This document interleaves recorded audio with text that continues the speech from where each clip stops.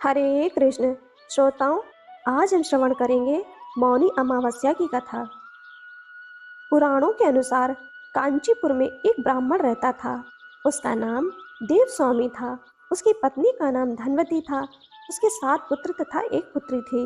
पुत्री का नाम गुणवती था। ब्राह्मण ने 7 पुत्रों को विवाह करके अपनी बेटी के लिए वर खोजने के लिए अपने सबसे बड़े पुत्र को भेजा। उसी दौरान किसी पंडित ने पुत्री की जन्म कुंडली देखी और बताया, सप्तपदी होते होते यह कन्या विधवा हो जाएगी। तब उस ब्राह्मण ने पंडित से पूछा, पुत्री के इस वैधव्य दोष का निवारण कैसे होगा? पंडित ने कहा, सोमा का पूजन करने से वैधव्य दोष दूर होगा। फिर सोमा का परिचय देते हुए उसने बताया, वह एक धोबिन है। उसका निवास स्थान सिंघल द्वीप है। उसे जैसे तैसे प्रसन्न करो और गुणवती के विवाह से पूर्व उसे यहाँ बुला लो। तब देव स्वामी का सबसे छोटा लड़का बहन को अपने साथ लेकर सिंघल द्वीप जाने के लिए सागर तट पर चला गया। सागर पार करने की चिंता में दोनों एक वृक्ष की छाया में बैठ गए। उस पेड़ पर एक घोंसले में गिद्ध का परिवार रहता था। उस समय घोंसले में सिर्फ गिद्ध के बच्चे थे। गिद्ध के बच्चे भाई बहन के क्रियाकलापों को देख रहे थे। सायंकाल के समय गिद्ध के बच्चों की माँ आई तो उन्होंने भोजन नहीं किया। वह अपनी माँ से बोले, नीचे 2 प्राणी सुबह से भूखे प्यासे बैठे हैं। जब तक वे कुछ नहीं खा लेते तब तक हम भी कुछ नहीं खाएंगे।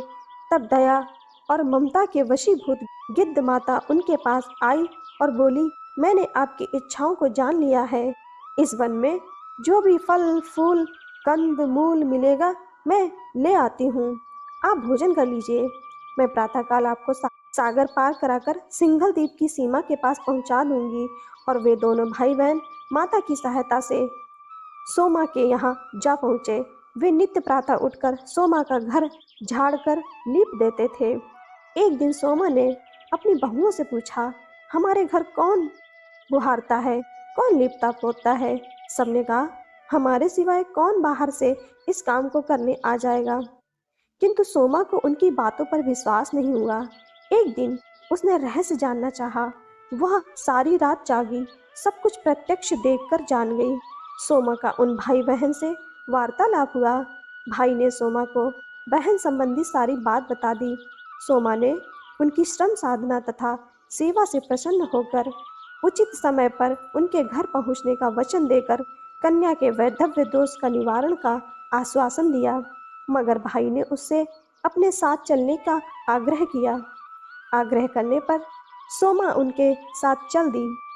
चलते समय सोमा ने बहुओं से कहा, मेरी अनुपस्थिति में यदि किसी का देहांत हो जाए तो उसके शरीर को नष्ट मत करना, मेरा इंतजार करना। फिर सोमा भाई बहन के साथ कांचीपुरी पहुंच गई। दूसरे दिन गुणवती के विवाह का कार्यक्रम तय हो गया। सप्तपदी होते ही उसका पति मर गया।